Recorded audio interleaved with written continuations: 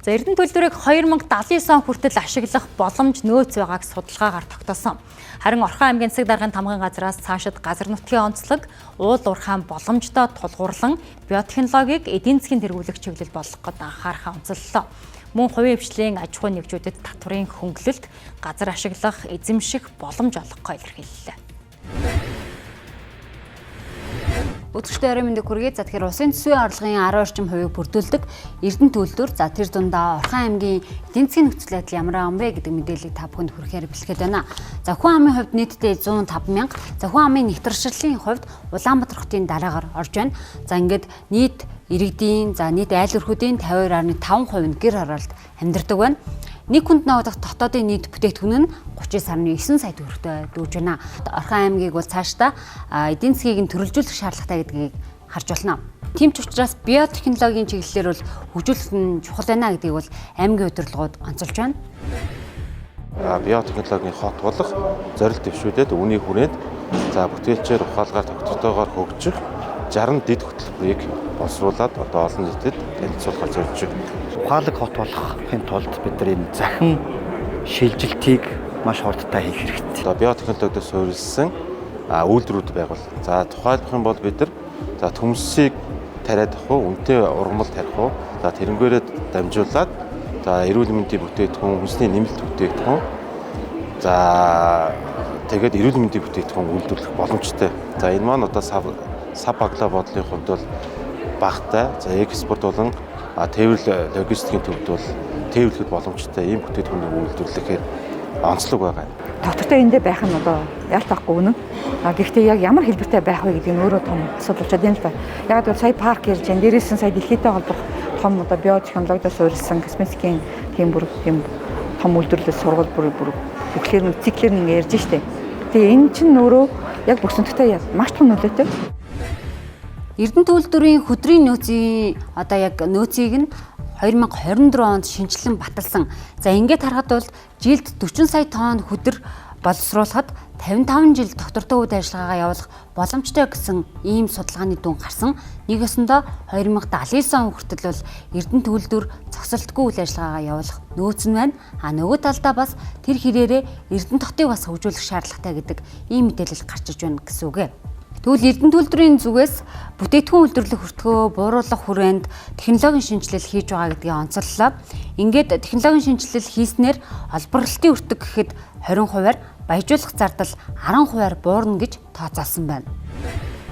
За засгийн газрын тогтоолоор зис боловсруулах цогцлбор компанийг байгуулад ажилдаа орж байна. За техник эдийн засгийн үндэслэлийн дагуу тендер шалгаруулалт олон улсын түвшинд явагдана. За энэ ажлыг бол Эрдэнэ соёлог уул уурхай яамн дээр одоо зохион байгуулж байгаа. Ойрын хугацаанд бас энэ шалгаруулалт явагдах бах.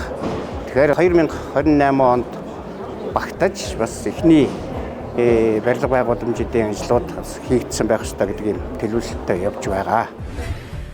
Цаашдаа 2036 он хүртэл Эрдэнэ хотыг хэрхэн хөгжүүлэх нь зүйтэй вэ гэдэг дээр одоогийн удирдлагууд бол өөрсдийн саналаа боловсруулад иргэдэд танилцууллаа. Ингээд үндсэндээ ухаалаг бүтээлч доктортой гэсэн ийм зорилтын хүрээнд нийтдээ 60 дэд төсөл хэрэгжүүлнэ гэж төлөвлөж байна. За ингээд Эрдэнэ хотын хувьд бол үнэт цаас гаргана гэдэг ийм мэдээлэл гарч ирж байна. Нийтдээ 978 тэрбум төгрөгийн үнэт цаас буюу бонд гаргана. Тэгвэл үүнийгээ бол одоо нэг дор зах зээлээс татан төвлөрүүлэхгүйгээр хуваах маягаар гаргана гэдгийг онцолж байна. Бондын хүү бол одоогоор тодорхойгүй байгаа, ярьж хэлэлцэж байна гэдгийг бол албаныхан хэлж байна.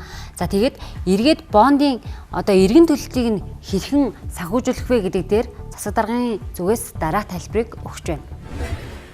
Эдийн засгийн хэлэлтээрээ татврын баазаараа бол хөтчих юм байна гэж тооцоолж байгаа. Тухайлбал юм бол бид нар нэг сургууль барихын тулд 3-4 жил зарцуулж байгаа. Тэгэхээр сургууль маань нэг 15-аас 18 тэрбум төгрөгийн төсөвтэй байгаа одоогийн зах зээлийн шаараа. Тэгэхээр энийг улсын төсөвтэй 4 хувааж тавьдаг. Тэгэхээр бид нар тухайн жилд нь ноогдсон татврынхаа орлогыг жил болгон төлдөг гэсэн бид нар богино хугацаанд буюу 2 жилийн хугацаанд дуусгая. Тэгэхээр нөгөө 4 жилийн дотор төлөх татвар маань 2 жилийн дотор бүрдээд ороод ирэхээр татрын хүүн дээр эдийн засгийн хэлэлтээрээ татрын баазаараа нөхөгдөө төлжнэ гэж тооцож байна. Эрдэнэ хотын хөгжүүлэх хүрээнд яригдж байгаа нэг зүйл нь бол хувийн хвшлийнхэнтэй төр хамтран ажиллах асуудал байгаа. За энэ донд жишээлх юм бол 300 га талбайд хувийн хвшлийнхэнд бол одоо ашиглах, эзэмшүүлэх гэх мэтчлэн боломжийн үл нээж өгнө гэдгийг албаныхан онцолж байна. Газрын асуудлыг бол нээлттэй зарлаж байгаа. Орхон аймгийн хэмжээнд одоо 2024-өөс 28 оны хооронд бол нийтдээ 300 га талбайг бизнес биотехнологи болон гарааны бизнес эрхлэгч компаниудад одоо ашиглуулж эзэмшүүлэхийн одоо боломжийг бол бүрдүүлж өгч байна. Яг энэ хөтөлбөрийн хүрээнд. Ингээд нийтдээ ойрын 3 жилийн хугацаанд Эрдэнэ хотод 9 байршилт 9203 айлын орон сууц байгуулна гэж төлөвлөжээ. За энэ санаачлагын хүрээнд бол гарааны бизнесүүд шинээр ургах таатай хөрс бүрднэ гэж үзэж байгаа юм байна. Стартапуудад хөл дээрээ зогсоод нэлээд хугацаа хэрэгтэй байдаг. Хүний нөөцөө бэлдэх тэр хүмүүсээ бэлдэж авч явах тэгээд доктортой үйл ажиллагаа явуулахад нэлээд ер нь компаниас бол хүчин чармайлт нэлээд шаарддаг. Бодит ерөнхийдөө тусалцаа үзүүлэл ерөнхийдөө илүү одоо өр өгөөж өр нөлөөтэй ерөнхийдөө байдаг. Төр хувийн хвшлийг дэмжих хүрээнд бол цаашдаа аж ахуйн нэгж байгууллагуудад бол банктай хамтраад зээл олгоно. Ингэхдээ их усрийнх нь 50%-ийг нь бол Эрдэнэ хот за Орхон аймгийн засаг даргын таман газраас ч юм уу гаргах иймэрхүү санаачлагууд бол гарсан байна. За ингээд Эрдэнэ хот бол технологийн компаниудыг тэр дундаа гарааны бизнесийг за хиймэл оюун ухааны хөгжлийг за энэ салбарын хөрөнгө оруулагчдыг бол бодлогоор дэмжинэ гэдгээ бас илэрхийлж байсан юм а. Энэ талаар мэдээллийг та бүхэнд хүргэлээ.